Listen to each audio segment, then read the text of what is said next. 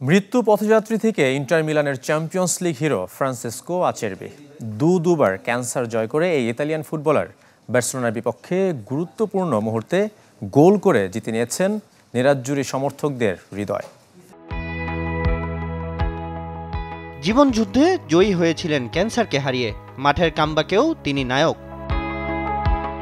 ৩৭ বছর বয়সে ইউরোপিয়ান কম্পিটিশনে প্রথম গোল, সেই গোলও এলো দলের সবচেয়ে প্রয়োজনের সময়। ইন্টারের কামব্যাকের নায়ক ফ্রান্সিসকো আচেরবির জীবনটাই অবশ্য দারুণ এক ঘুরে দাঁড়ানোর গল্প।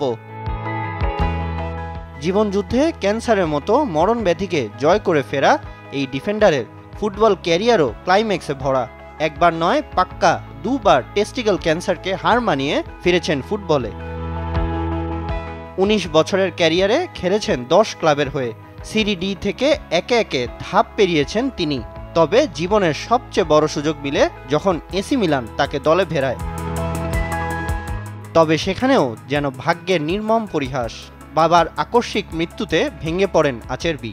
সে কষ্ট, হতাশা আর দুঃখ ভুলতে অ্যালকোহলের নেশায় জড়িয়ে পড়েন তিনি।